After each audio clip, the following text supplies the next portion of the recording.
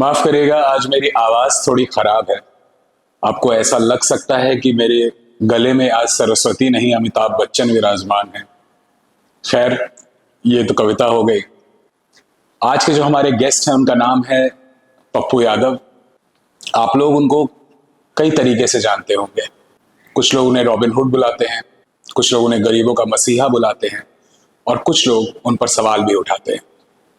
पर यह बात तय है कि आज के समय में बिहार में कोई भी ऐसा नेता नहीं है जो गरीबों की उस तरह से मदद करता हो जिस तरह से पप्पू यादव करते हैं।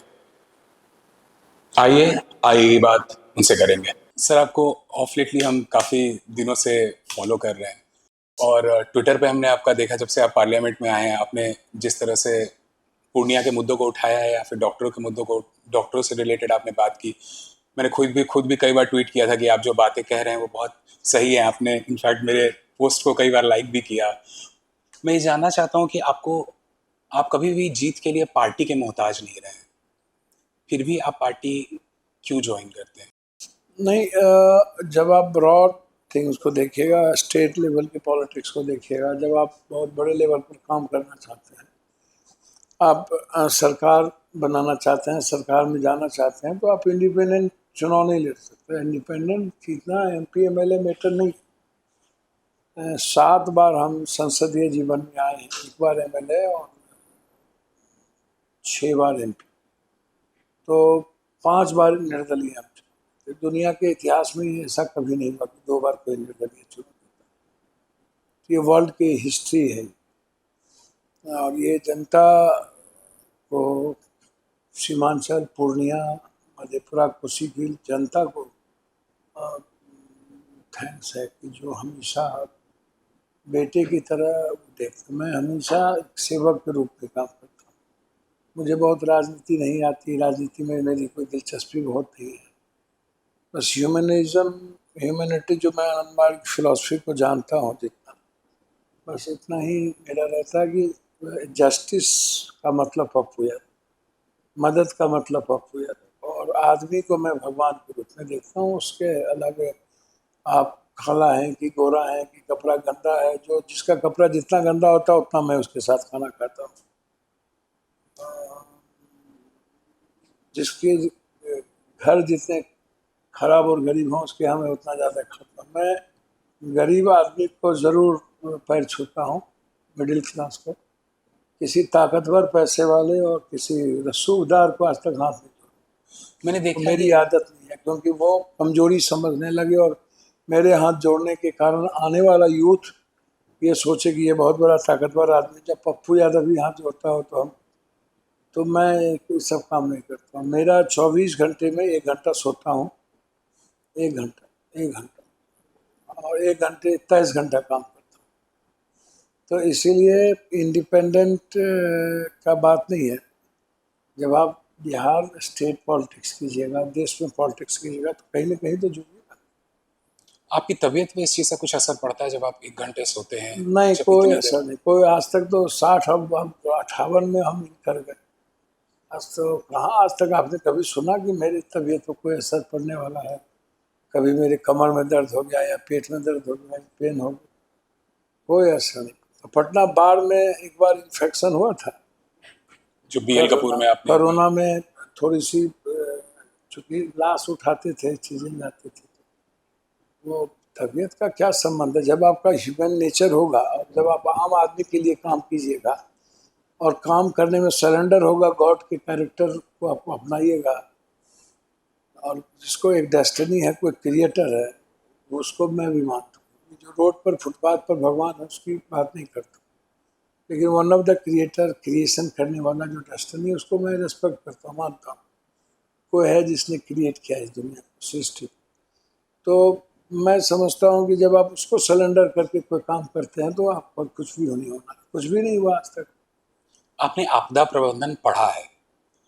एज अ स्टूडेंट, आपका जो ये बिहार में जो ये बाढ़ की स्थिति चल रही है, जिससे जो नुकसान हो रहा है, एज अ स्टूडेंट ऑफ, देखिए, ह्यूमन राइट्स भी मैंने किए हैं, डिजास्टर भी किया है, मैनेजमेंट भी।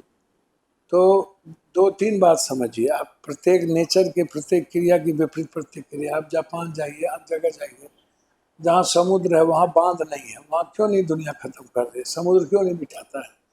देखिए किसी चीज़ों को आप 200 साल 400 साल की पॉलिसी लीजिए, आप तुरंत पॉलिसी नहीं लेते। लीजिए भारत में जो है ना, कोई भी पॉलिसी सियासत और सत्ता को लेकर के होती है, लूटने को लेकर के होती है। ये इंसान के हित को लेकर के कोई भी काम भारत में उठा करके आप देखिए, लगभग नहीं के बराबर होती है। जहाँ इंटरेस्ट होगा, मनी इंटरेस्ट होगा, पॉलिटिकल इंटरेस्ट होगा, पर्सनल इंटरेस्ट होगा, उसको आप तवज्जो जा देते हैं। जिस वक्त बिहार में भीमनगर बैरेज और फरक्का बांध बन रहा था, उस वक्त विरोध हुआ था। उस वक्त आप उठा के देखिए, जो 3 इंजीनियर भी विरोध किए थे, सारे लोगों ने विरोध किया। कि आप किसी चैनल को बांधते हैं, आप उसके पहले देखिए कि कितने पानी आते थे, घुटना भर से ज़्यादा पानी कभी फैलता नहीं था। अच्छा, उसके बाद हुआ क्या, जब आप किसी नेचर को डिस्ट्रॉय करते हैं, ख़त्म करते हैं, काटते हैं, बर्बाद करते हैं, तो नेचर को आप ख़त्म नहीं करते हैं, आप उसके कैरेक्टर को ख़त्म करते हैं। आप बड़ी बड़ी चीड़ देवदार को आप ख़त्म कीजिएगा, पहाड़ों पर आप डेवलपमेंट के नाम पर आप लाखों हज़ारों गाड़ियाँ जाएंगी, आदमी जाएगा। तो जहाँ बर्फ़ जमा रहता था सालों भर, वहाँ पिघलने लगा। वहाँ पर सांसें, आदमी की गर्मी, गाड़ी का घर्षण, आदमी से ज़्यादा गर्म कुछ नहीं होता है। उसका जो आदमी का जो गर्मी है, वो तापमान वो बहुत बड़े लेवल पर तापमान है उसका। उसके बाद गाड़ी उड़ी का आप इसको देखिए कि जब नेचर को मनुष्य अपने विकास के लिए नाम पर लूटता है, नेचर कहीं भी बनाया जा सकता है। जरूरी नहीं है कि हम नेचर को कंप्लीट डिस्ट्रॉय करके हम विकास की बात करें।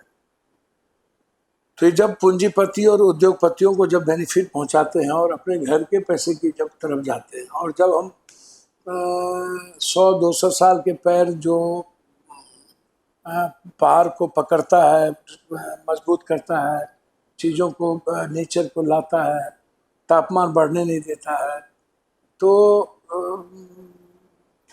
उसको आप देखिए। और जब उसको काट करके हम 15 साल 20 साल का पौधा लगाएंगे जो पहाड़ को पकड़ता भी नहीं है, और वो हम 15 साल 20 साल 25 साल से ज़्यादा वो पौधा नहीं रहता 30 साल से, और वो खत्म हो जाता है, फिर हम नए पौधा लगाते हैं।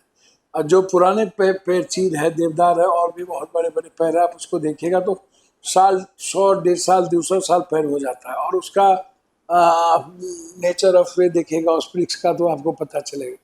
तो हमको कौन सा वृक्ष रखना है, कौन सा वृक्ष, अब तो नेचर को आप कोई भी, अब मुर्गा डाक देता था सुबह सुबह, अब तो मुर्गा भी डाक देना बंद कर दिया। अब उसको लगता है कि आदमी ना खा दे, आदमी ना काट दे, आदमी ना मार दे। देखिए आदमी सब कुछ को खत्म कर दिया, इसको आप समझ लीजिए।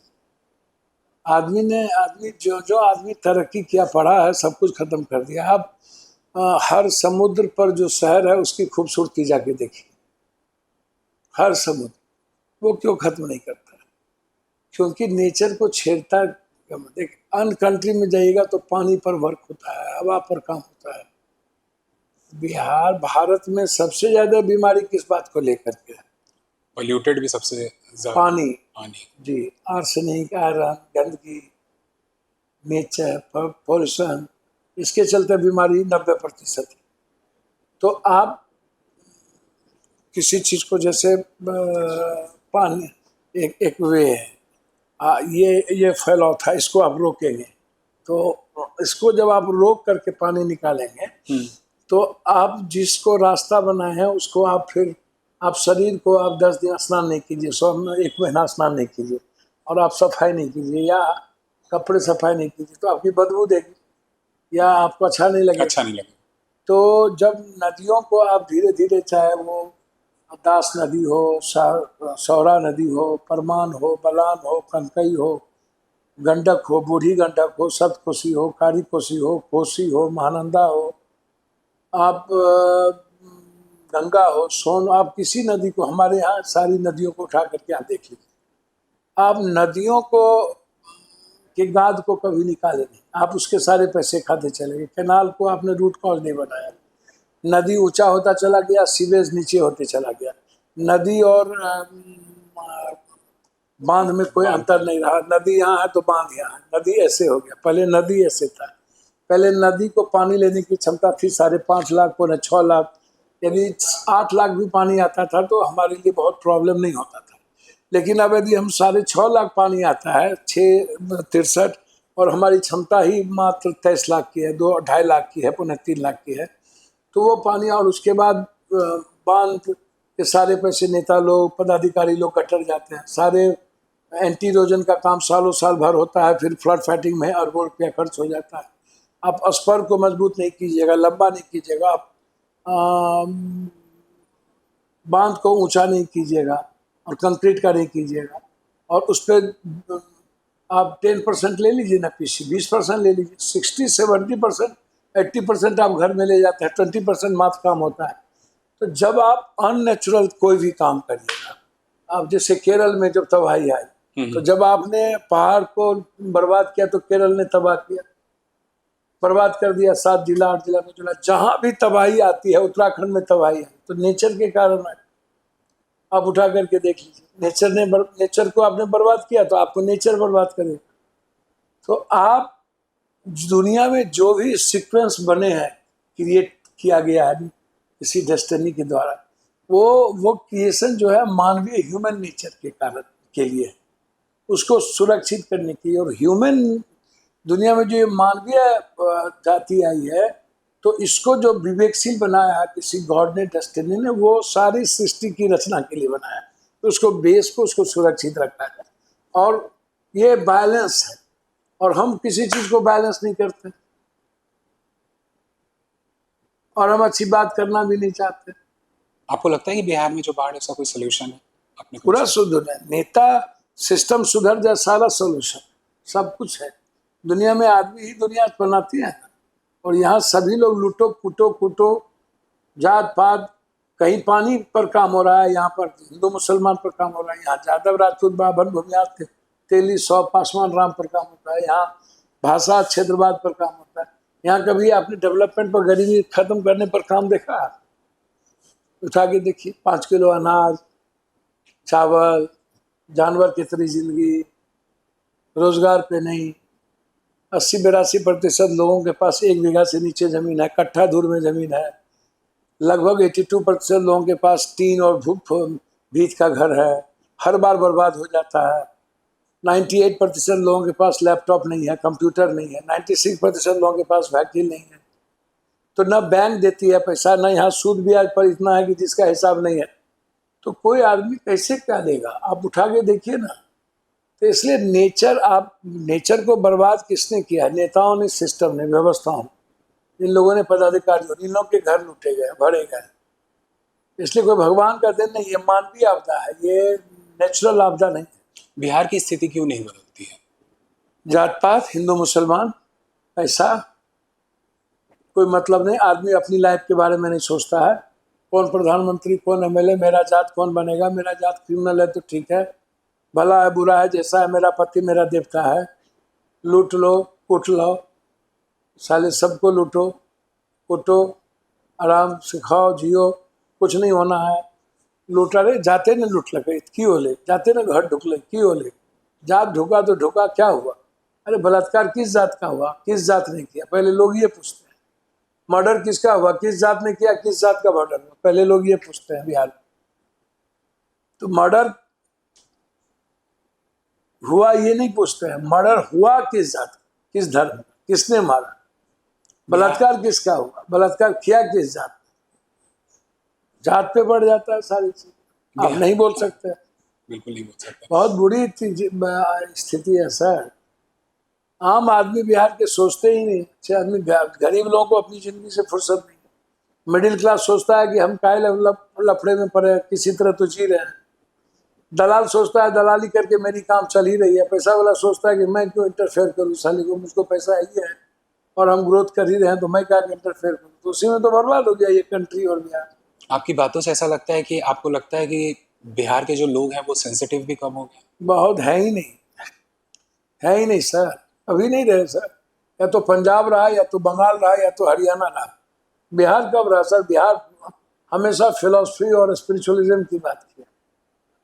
बिहार कब रहा सर? क्रांति कब हुई बिहार में? आप उठा के देखो ना। आज़ादी के पहले, मुगल के समय, अंग्रेज के समय हम दर्शन शास्त्र बने, हम एक मूवमेंट खड़ा किए, कोई लोग आए मूवमेंट खड़ा किए, लेकिन क्रांति कब, किसने क्रांति किया? यहाँ पर नाम उठा करके देखो। क्या यही कारण है कि हमारे बच्चे जो हैं नेक्स्ट जनरेशन वो बिहार वापस लौटना नहीं चाहते? भैया जनरेशन है कितना बाहर, आप उठा के देखिए ना। यहीं के लोग महाराष्ट्र बाहर जाते हैं तो वहाँ जात पात कम होती है, केरल जाते हैं कमा करके लौट के आते हैं, वहाँ भूल जाता है जाति, यहाँ आते हैं तो जाति याद आ जाती है, धर्म मजहब याद आ जाता है, हिंदू मुसलमान याद आ जाता है। बिहार के पुलों के बारे में आपका क्या कहना है? आपने एक बार कहा कि उसमें चिरैया भी बैठ जाए तो टूट जाएगी। भैया मैं एक बात आप समझिए ना, अंग्रेज के समय, मुगल किसके पहले अंग्रेज के समय बनाया हुआ जितनी चीज़ें हैं, कुतुब मीनार देखिए, हावड़ा देखिए, दुनिया की किसी भी चीज़ों को, राजेंद्र नगर देखिए, कोई भी चीज़ों को देखिए, जस का तस। और ये 2 साल 4 साल में सारी पुलें, सारी चीज़ बर्बाद क्यों हो जाती है? इतना हाई एस्टीमेट के बाद 1200 करोड़ का एस्टीमेट शुरू होता है, बनते बनते 5,500 करोड़ चला जाता है, एस्टीमेट बढ़ती रह जाती है, इस नाम पर कि टाइमिंग बढ़ गई और दाम बढ़ गए, महंगे हो गए, लेबर महंगा हो गया, तो उसकी पॉलिसी बनती चली जाती है। आप जब पुल को क्रॉस करते हैं बिहार में किसी के, तो आप इस बात पे आप सोचते हैं कि नहीं सोचते हैं भैया, आदमी उतना ही सोचे जितना मैं लोगों की मदद कर सकता हूँ, ह्यूमन नेचर रखे। और आदमी जितना सोचता है उससे ज़्यादा कोई डेस्टिनी भी तो है सोचने वाला, कोई डेस्टिनी तो होगी, उससे ऊपर तो है। तो हम अपने कामों में क्यों नहीं लगे? नहीं, सब चीज़ों को क्या सोचें भैया, ये नियति बन गई है, सब चीज़ों के बारे में क्या सोचना है।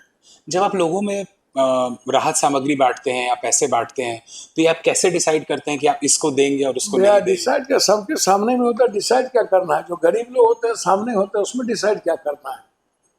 उसमें क्या डिसाइड करना है भैया? यदि 60% सही लोगों को जाता है तो 20% गलत लोगों को भी जाएगा, लेकिन गरीब को ही जाता है।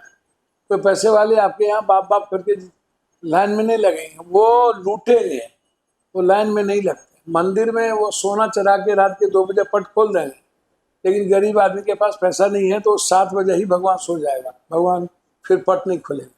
लेकिन यदि सोना वाला जाएंगे तो रात के 2 बजे भी पट खोलेगा। इसीलिए आप उसकी बात ना करिए। गरीब आदमी में कोई बाइफर्केशन नहीं किया जा सकता, मिडिल क्लास में बाइफर्केशन नहीं किया जा सकता। आदमी आता है तो आप जस्टिस के लिए उसको जात नहीं, नाम नहीं पूछ सकते, आप जस्टिस पूछिए और उसके रेस्पेक्ट की ख्याल रखिए। आपके पिताजी का देहांत हुआ, फिर मैंने देखा कि आप थोड़े ही दिन बाद आप वापस, मैं थोड़े दिन बाद में उसी रात आप उसी वापस, रात हाँ, से शुरू का, मैं तो टिल 1 दिन भी 1 घंटे भी मैं चीज़ों को नहीं किया, आपको ये श्रद्धांजलि वही थी। आपको लगता है कि मौन रखने का कभी आपको मौका मिला एज क्योंकि आप नेता हैं लेकिन आप बेटे भी हैं, आपके पिता गए, नहीं थे ही आपको तो साथ में हम लोग साधक हैं, आनंद मार्ग विधि से सब कुछ हुआ, तो बहाना नहीं चलेगा। फादर डेथ किए हैं तो वो मेरा पेन है, वो मेरी लाइफ है। फादर वो स्पिरिचुअल आदमी, वो मेरे फादर एक विश्व एक बड़े आध्यात्मिक फलक पर थे, वो बड़े वाइस प्रेसिडेंट थे, चीज़ें थी। फादर गए तो तो हम फादर के रेस्पेक्ट के लिए हमें क्या करना चाहिए? फादर हमारा नेचर क्या कहता है? फादर का कहना था कि बहाना मत ढूंढो, ये ऐसा हो गया, बेटा का एडमिशन नहीं हुआ, बेटी की शादी नहीं हुई, पड़ोसी मर गया, दियाद बीमार पड़ गया, 1 महीना सावन आ गया, सावन के बाद गणेश चतुर्थी आ गई, गणेश चतुर्थी के बाद मोहम्मद साहब का जन्मदिन आ गया, मोहम्मद साहब के जन्मदिन के बाद क्या कहते हैं विश्वकर्मा आ गया, विश्वकर्मा के बाद अनंत पूजा आ गया, अनंत पूजा के बाद जो है गांधी जी की छुट्टी हो गई, गांधी जी की छुट्टी के बाद नवरात्रा आ गया, फिर 10वीं में दारू आ गया, दारू मटन चलेगा, 10वीं के बाद फिर अब दीपावली आ जाएगा, दीपावली के बाद छठ आ जाएगा, छठ के बाद बड़ा दिन आ जाएगा, बड़ा दिन के बाद 1 तारीख को दारू पियेंगे सब लोग, पूरे देश में एंजॉय करेंगे। 1 जनवरी बहुत क्रांति हो गई, उसमें आ जाएगा, फिर कोई पर्व आ जाएगा। तो ये डेली बहाना हम ढूंढते रहते हैं बच्चा की तरह। सोम मंगल बुध बृहस्पति शुक्र, सोम मंगल सन आ गया, शनि आ गया, रेत आ गया। ये जो नेता लोग हैं, पैसे वाले लोग हैं, ये बहाना ढूंढते हैं काम नहीं करने का, लोगों से भागते हैं, लोगों से डरते हैं, लोगों को फेस नहीं करना चाहते हैं। शराबबंदी पे आपका क्या अभी क्या प्रतिक्रिया है? भैया शराबबंदी अब देश भर में फैक्ट्री है ही, चल ही रही है। देश में शराब चल ही रहा है, आपके सारे लोग बाहर जाके पी ही रहे हैं। आप ड्रग्स 90% आपके बच्चे सेवन ले ही लिए, आप गांजा, भांग, सोलेशन, व्हाइटनर सब ले ही लिए, कोरक धंधा होता ही है। आप जहरीली शराब आप रोक नहीं पाते हैं। हिंदी शराब की बात करते हैं, हिंदी शराब पहले भी चलती थी, जहरीली शराब से लोग मर ही रहे हैं। जहरीली शराब पर कोई चैलेंज है ही नहीं, कानून है ही नहीं। केरल ने, तमिलनाडु ने जहरीली शराब पर आजीवन कारावास का प्रावधान किया। बनाने वाले, बेचने वाले पर, जहाँ बनेगा बेचेगा वहाँ के मुखिया, वहाँ के सरपंच चुनाव नहीं लड़ सकते हैं। उसके बाद वहाँ के थानेदार को डिस्चार्ज किया जाएगा। तो आप प्रॉपर कानून बनाइएगा नहीं, और जहरीली शराब से लोग मरते जाएगा, आप मजे लीजिएगा, बोलेगा लोग तो ऐसे मरते हैं, लोगों की चिंता नहीं है। फिर 500 रुपया को वही दलित गरीब दे देगा, 30 आदमी को हम 10-10 हज़ार रुपया दे। देखिए एक बात समझिए, पहले भी छपरा, सिवान, गोपालगंज सभी जगह इतनी मौतें हुई, सब जगह पप्पू यादव गए। किसी को कहाँ मतलब है, एक आदमी रांची चला गया, एक आदमी यहाँ घूम रहा है, एक आदमी कहता है कि हम शराब खोलने से नहीं है, शराब का जहर बंद कौन करेगा। गरीब आदमी तो तब भी शराब नहीं पिएगा हिंदी, तब भी देसी शराब पिएगा, महुआ पिएगा, तो वो तो जहर से बनता है, वो जहर होता है, उसको कौन रोकेगा। और आप सर के जैसे तमिलनाडु, केरल में है, आप पॉलिसी चेंज, तो आपको जब लगातार 20 सालों से आप इस चीज़ को में आदमी मर ही रहा है, और हमारी रेवेन्यू भी बाहर जा रही है, माफिया अपराधी नेता का घर भी बन रहा है, और दूसरे स्टेट को हम पैसा कमा के दे रहे हैं। तो आप एक काम करिए, तमिलनाडु और केरल में सरकार खुद शराब चलाती है, ठेका चलाती है, कोई कॉन्ट्रैक्ट नहीं देता है। तो आप 5 स्टार, 3 स्टार, 4 स्टार ब्लॉक में एक ठो, और 30% टैक्सेस को बढ़ा दीजिए, 70% कर दीजिए, ताकि कॉमन लोग नहीं ले सके।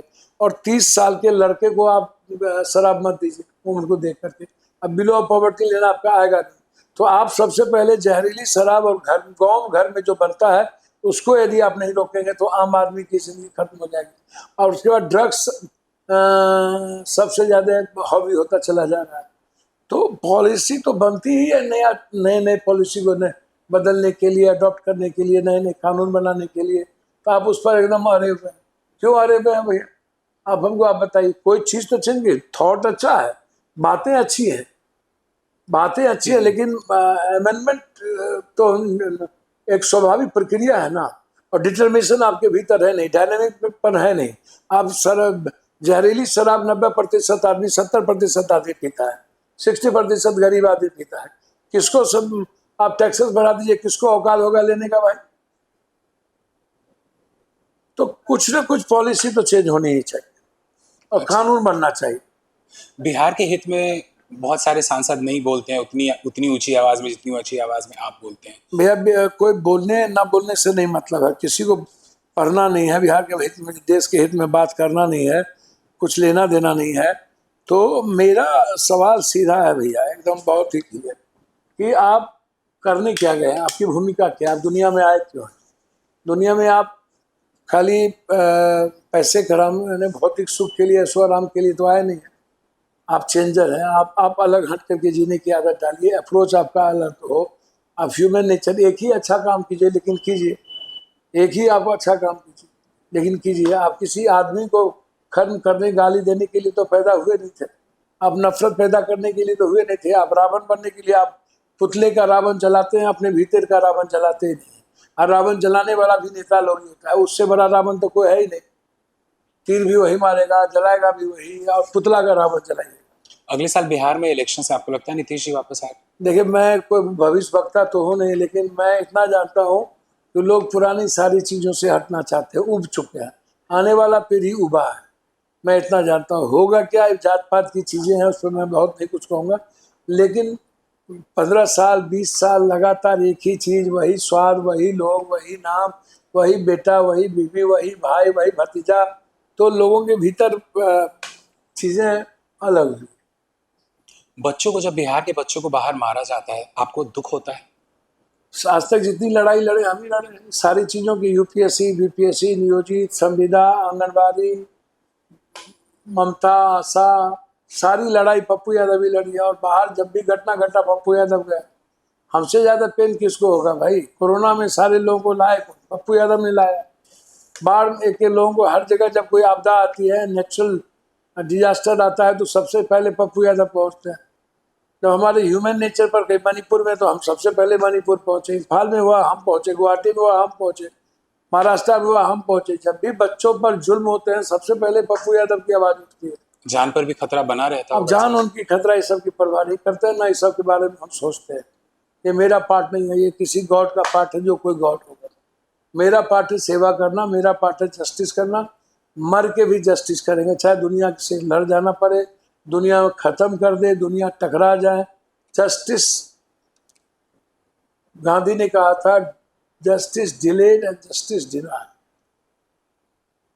बहुत अच्छा लगा आपसे बात करके। शुक्रिया धन्यवाद, समय देने के नमस्कार, लिए। प्रणाम सब लोगों को, धन्यवाद बहुत बहुत धन्यवाद।